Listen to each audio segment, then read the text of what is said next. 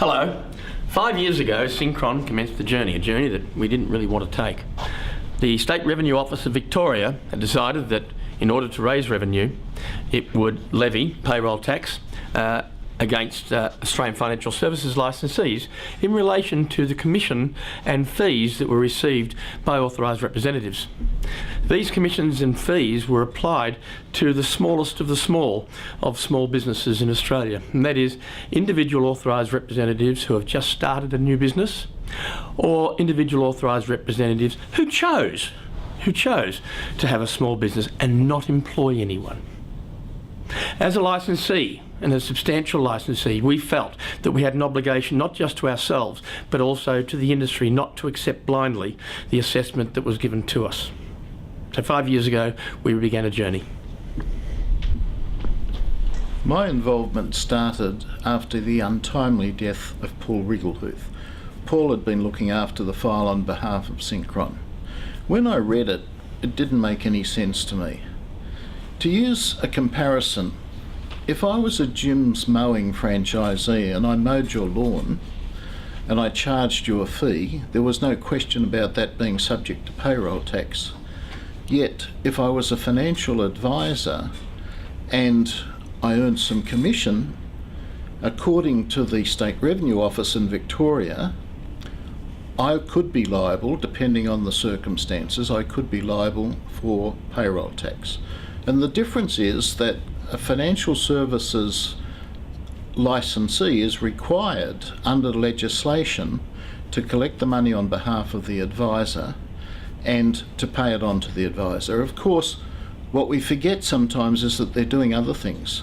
They're managing compliance, they're arranging PI, they're arranging education, they're doing all of the things that are required under the corporations law, but they're being treated differently.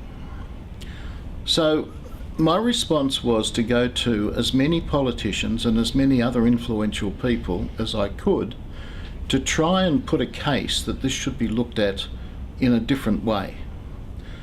I went to the FSC, the Financial Services Council. I went to the AFA, the FPA, the AIOFP, to every industry association. And we didn't get a whole lot of support from some of them.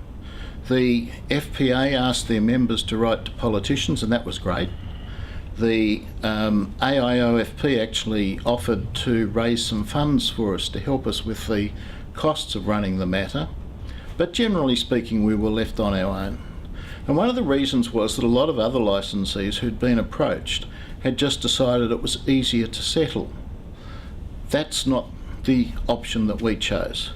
We requested the State Revenue Office of Victoria to refer the matter to the Supreme Court, and they did so. And as they did that, we also lobbied a number of politicians. In fact, I wrote to every Victorian Liberal Member of Parliament. I went to see Mike Baird in New South Wales, who was the Treasurer at the time.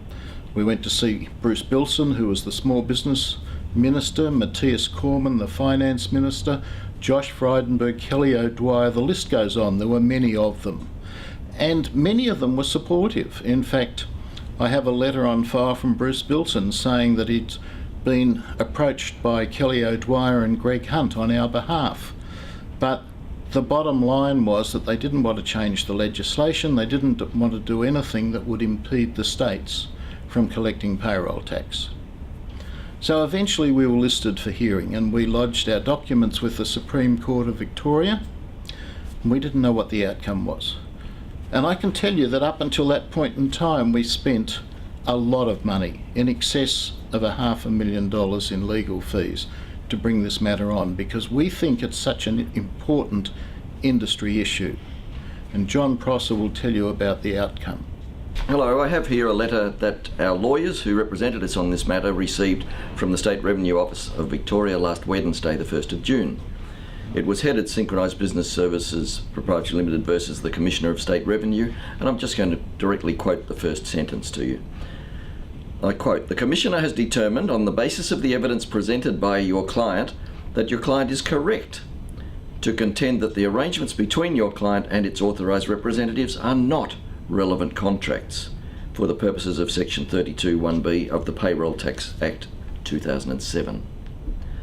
We believe that's the correct and the just outcome from this matter, firstly for Synchron and its authorised representatives, but of course also for the industry at large.